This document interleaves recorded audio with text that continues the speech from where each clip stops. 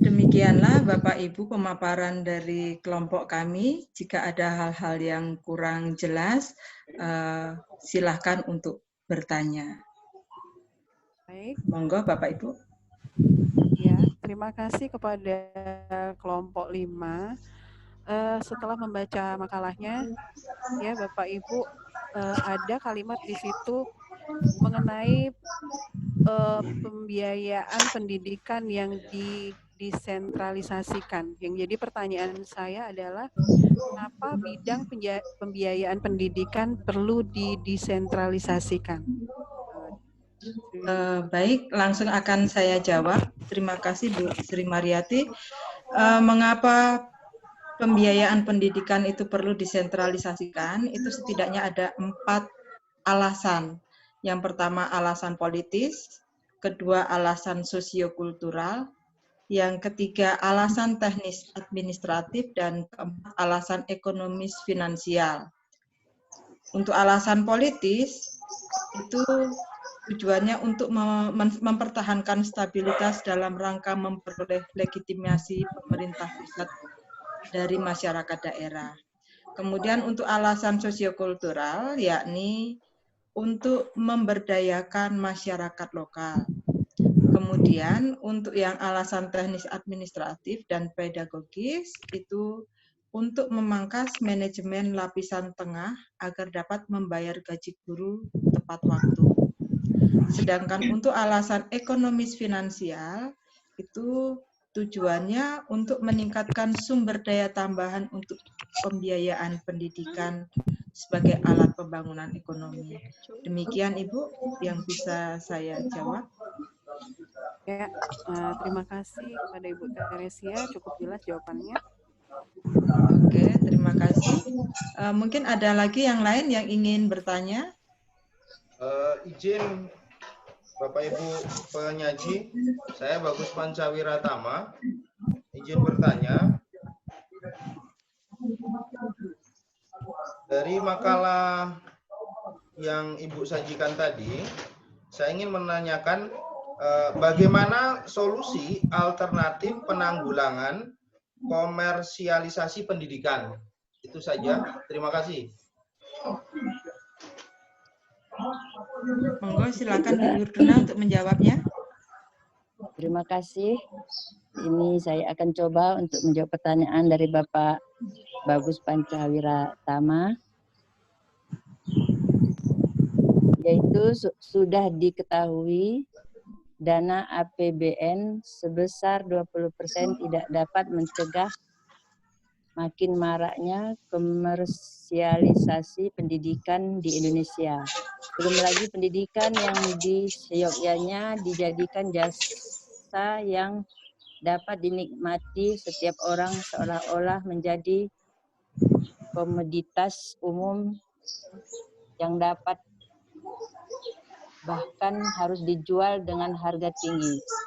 Berikut solusi alternatif penanggulangan komersialisasi pendidikan. Pertama, pembentukan lembaga non-pemerintah yang diberi kewenangan untuk mengawasi jalannya sistem pendidikan. Alasan mengapa lembaga ini harus bersifat non-pemerintah adalah agar dapat pelaksanaannya lembaga ini tidak terpengaruh dan tidak tertekan oleh pihak manapun. Lembaga ini nantinya diharapkan mampu bersikap mandiri dan independen, sehingga ketika terjadi penyimpangan, mereka berani melaporkan apa yang sebenarnya terjadi tanpa takut akan ancaman apapun dan dari siapapun. Lembaga ini berhak melakukan evaluasi terkait kebijakan pemerintah di bidang pendidikan, seperti dana BOS dan sekolah dengan status RSBI, agar dapat berjalan sebagaimana mestinya. Meskipun bersifat non-pemerintah, dalam pelaksanaan tugasnya, lembaga ini tetap harus berkoordinasi dengan Departemen Pendidikan untuk mencapai tujuan mulia bersama. Kedua, pemberian beasiswa yang lebih gencar kepada para pelajar yang berprestasi dan tidak mampu dalam hal biaya. Upaya ini sebagai antisipasi agar para pelajar yang berprestasi dan tidak mampu dapat terus melanjutkan pendidikan tanpa harus terbebani biaya dan termotivasi untuk belajar lebih baik. Perancangan program wajib belajar 12 tahun pada program ini SMA sederajat memperoleh aliran dana BOS sehingga biaya pendidikan dapat ditanggung oleh pemerintah dan tidak begitu memberatkan bagi orang tua atau wali murid. Hal ini dilakukan sebagai upaya untuk mengurangi komersialisasi dan komoditasi pendidikan di jenjang SMA dan biaya tinggi tak lagi menjadi alasan bagi mereka yang tidak mampu untuk berhenti belajar di sekolah. Kemudian yang ketiga, pemeriksaan rutin transaksi keuangan di seluruh lembaga pendidikan atau tingkat dasar, menengah, dan perguruan tinggi, baik negeri maupun swasta, oleh lembaga pemerintah dan non-pemerintah. Dari lembaga pemerintah dapat diwakilkan oleh Badan Pemeriksa Keuangan atau BPK, sedangkan dari lembaga non-pemerintah dapat diwakilkan oleh lembaga swadaya masyarakat yang peduli dengan dunia pendidikan. Terima kasih Bu Wirduna. Oh ya, sudah sangat jelas. Ya. Baik, Ya, terima demikianlah kasih. jawaban dari kami. Terima kasih. Sama-sama Bu. Terima kasih. Terima kasih Bu Wirduna dan Pak Bagus yang sudah cukup jelas. Untuk itu, jika ada lagi yang ingin ditanyakan, monggo. Baiklah Bapak Ibu, terima kasih. Nama Yunelti 2019 013-822. Ini pertanyaan untuk kelompok Bu Tresia Nafiani. Ya Bu, silakan. Menurut kelompok Ibu, apakah yang menjadi permasalahan pembiayaan pendidikan di Indonesia? Coba jelaskan bagaimana cara mengatasi atau menanggulangi.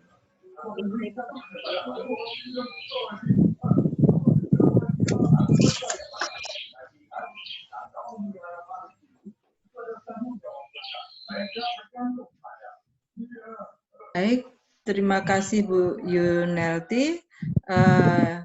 Untuk pertanyaan dari Bu Yunelti, silahkan Pak Taufik untuk menjawabnya.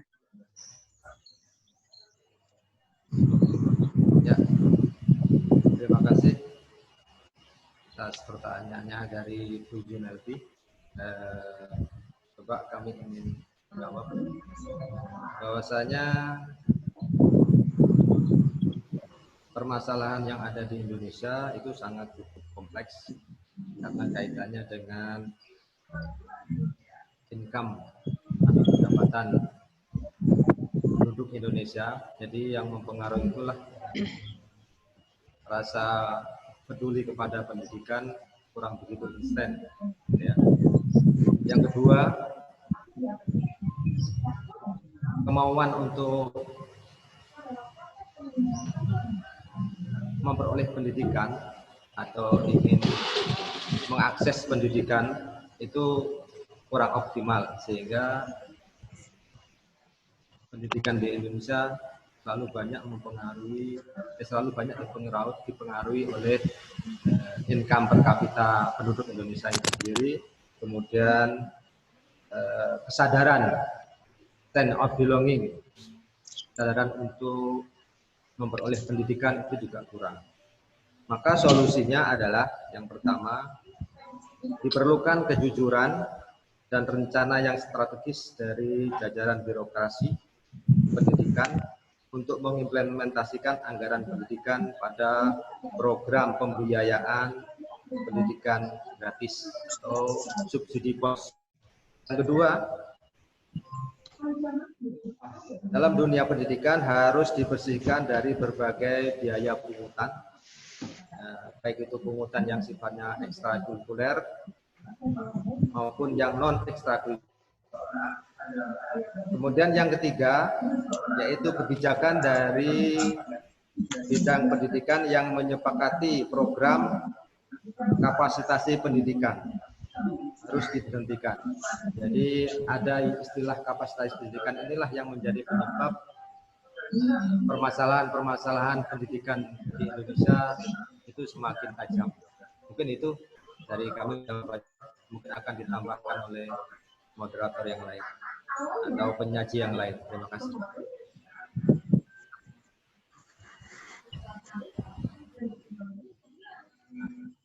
Terima kasih atas jawabannya. Jadi bisa diterima Yaldi ya. Oke, kalau Bu Yunelti sudah bisa menerima jawaban dari Pak Taufik, kita lanjutkan diskusi kita hari ini. Masih adakah dari Bapak atau Ibu yang lain yang ingin bertanya? Silakan.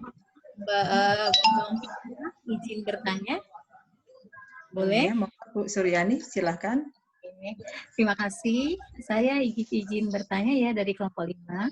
Apa yang sudah disebutkan sudah dibahas dari materi Ibu Ati.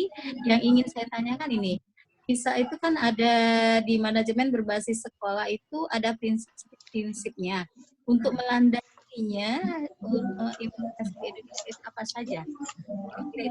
Oh, terima kasih Ibu. Yang Ibu tanyakan mengenai prinsip yang melandasi MBS ya Bu ya? Ya.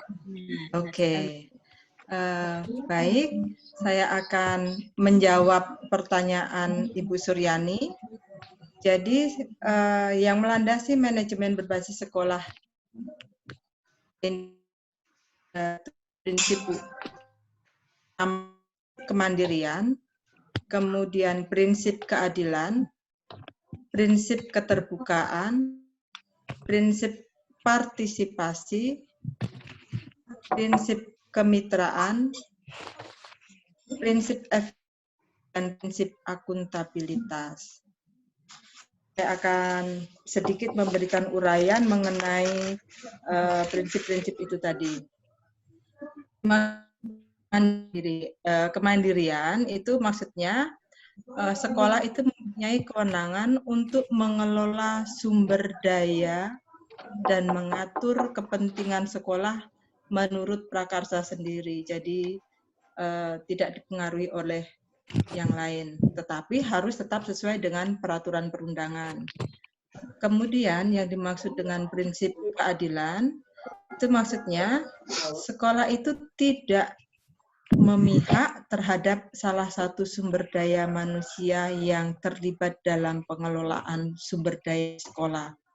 Jadi nggak ada pilih kasih lah, intinya kan seperti itu. Semua bebannya, tanggung jawabnya itu sama-sama untuk meningkatkan mutu sekolah itu sendiri. Kemudian prinsip yang ketiga adalah prinsip keterbukaan. Artinya manajemen dalam konteks MTS ini dilakukan secara terbuka, transparan, sehingga seluruh warga sekolah ataupun pemangku kepentingan dapat mengetahui mekanisme pengelolaan sumber daya sekolah. Kemudian yang prinsip keempat yaitu kemitraan, itu adanya hubungan kerjasama antar sekolah dengan masyarakat, baik secara individu ataupun kelompok, maksudnya orang-orang yang terlibat dalam sekolah baik secara individu ataupun kelompok maupun dengan dunia usaha.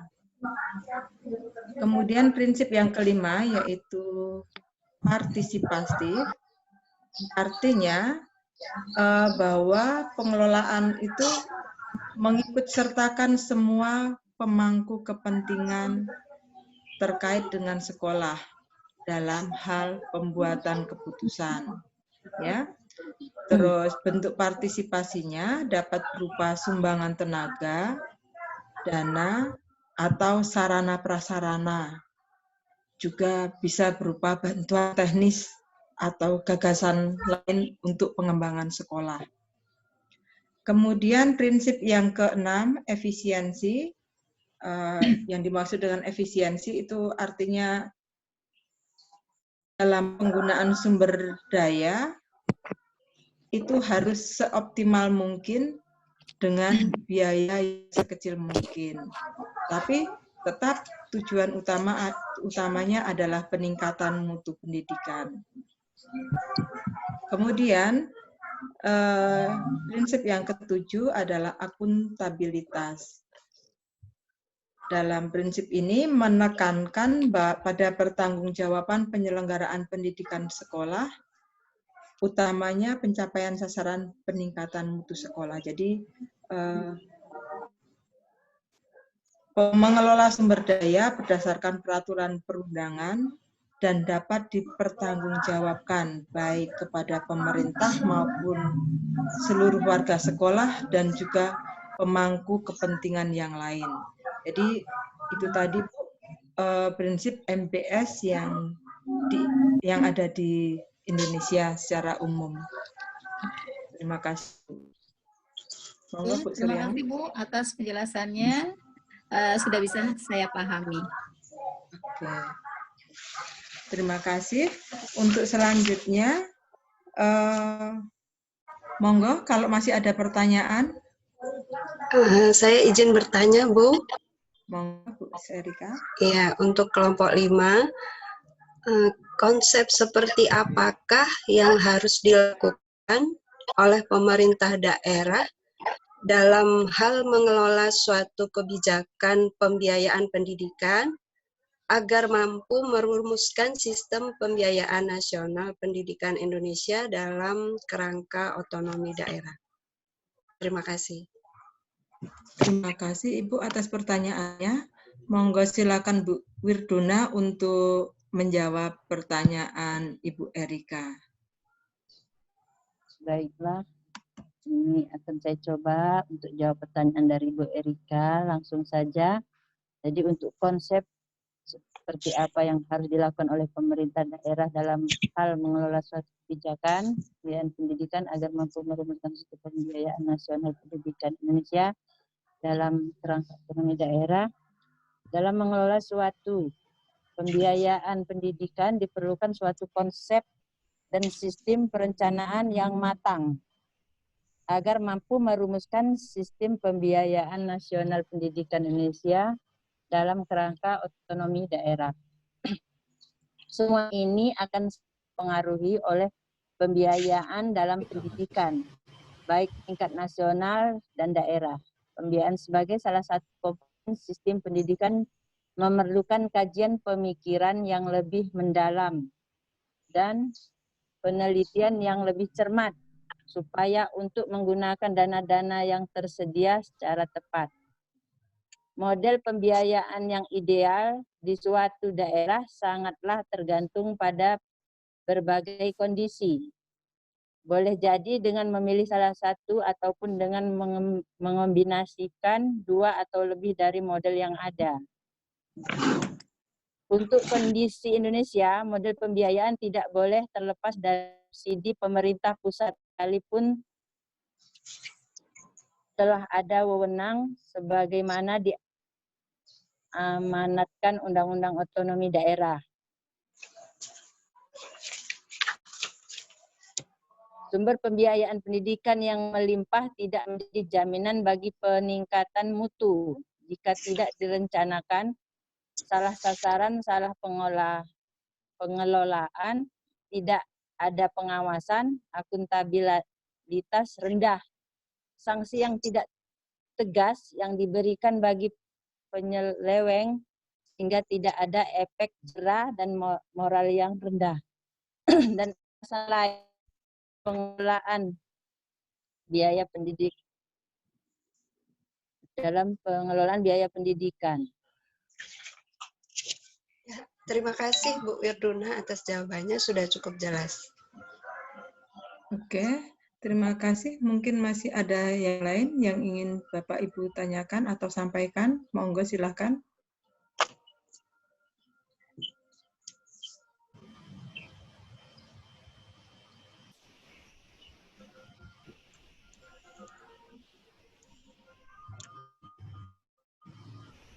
Halo, atau masih adakah yang ingin Bapak Ibu sampaikan? Baik, Bu Tere, Ya. menanggapi pertanyaan dari teman-teman tadi. Ya, silakan Bu, monggo. Iya, saya terima kasih. Saya akan menanggapi pertanyaan dari Pak Bagus tadi ya. Ya. Komersil dalam dunia pendidikan. Ya. Komersil dalam dunia pendidikan itu bisa kita lihat dari dua sudut pandang. Ya. Yang pertama sudut pandang negatif dan yang kedua adalah sudut pandang positif.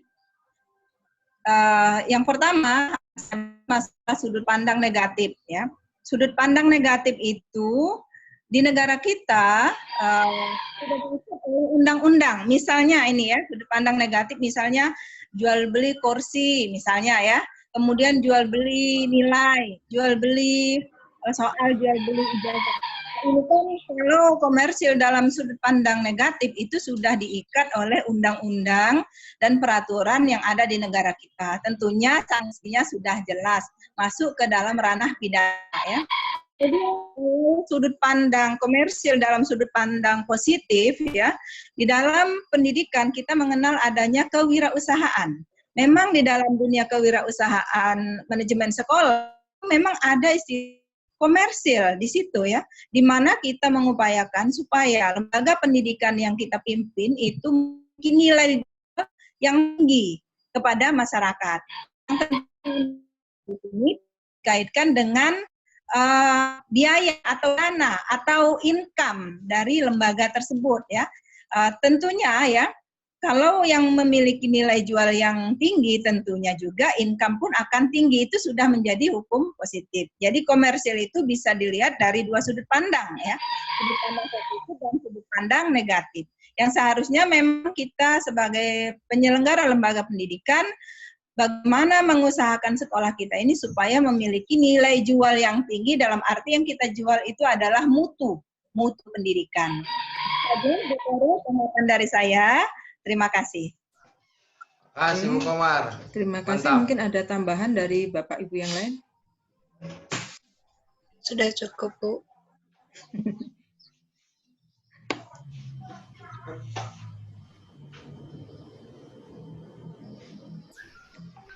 Oke, tadi rasanya ada Pak Himawan yang masuk, tetapi kayaknya sudah nggak ada lagi ya Pak Himawan ya? Ya, love lagi dia.